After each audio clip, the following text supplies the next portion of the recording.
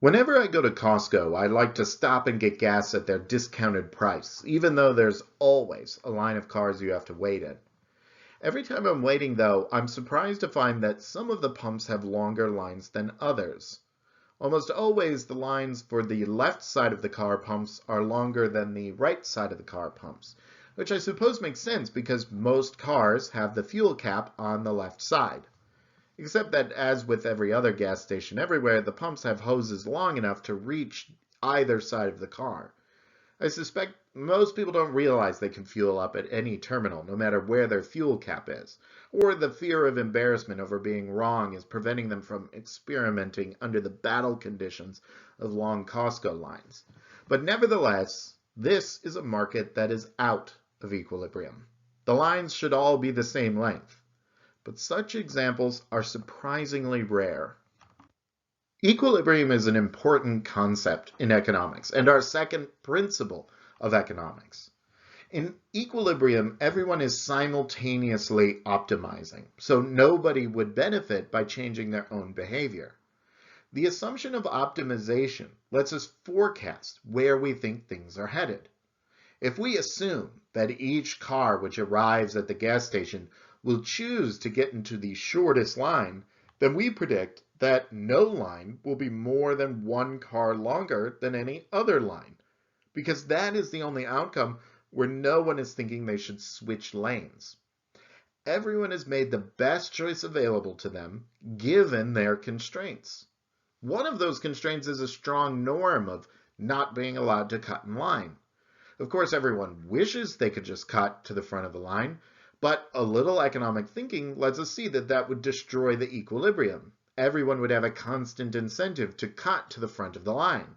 Everyone would be so busy trying to cut that nobody would get any gas.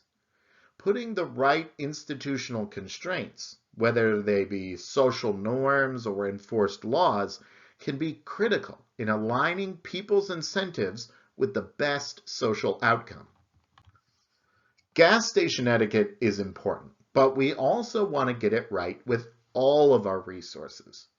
One question few people ask these days is, where do prices come from?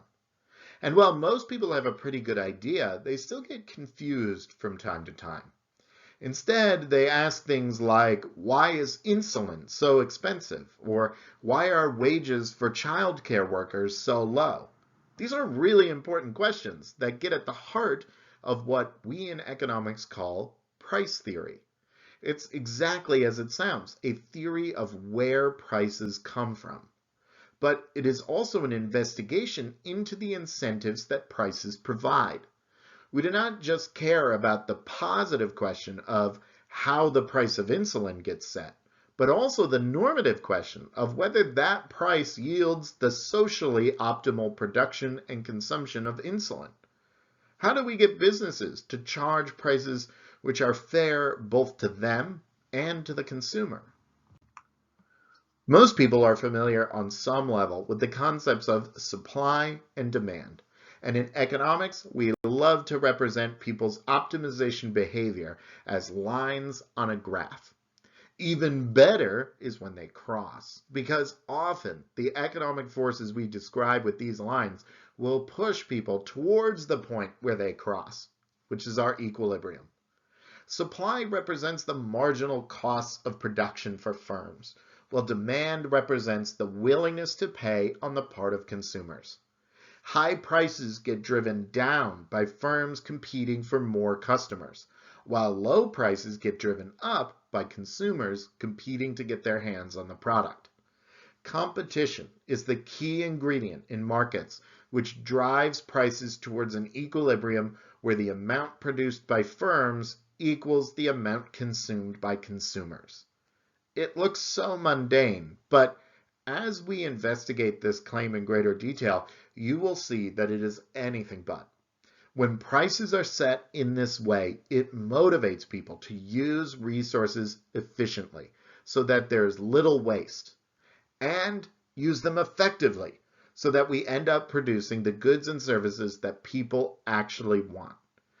It isn't just individuals that optimize. At equilibrium, society as a whole optimizes as well. One of the easiest ways to see how good equilibrium is for society is to see how bad disequilibrium can be. Living with roommates provides a harsh lesson in perverse incentives. Each roommate uses cups and dishes and one by one leaves them in the sink until they pile up beyond control. Everyone is hoping someone else will bite the bullet and wash all the dishes, including the ones they are responsible for. Everyone wants a free ride. Eventually, the situation results in a house meeting and an agreement is struck in which everyone promises to wash some dishes. But everyone has an incentive to cheat on that agreement and try to push their duties onto someone else. The equilibrium of everyone pitching in doesn't hold because it requires each individual to stop optimizing for themselves. As we will see, this problem arises when people do not have to pay the full cost of their choices, which gives them an incentive to push costs onto others and leads to suboptimal outcomes for society as a whole. Another great example of a bad equilibrium is textbooks. I'm sure you're all already aware of the high cost of textbooks, a problem brought on by lazy professors who don't consider the cost they're pushing onto their students when they pick a book. And that's why I made this set of videos to give away for free.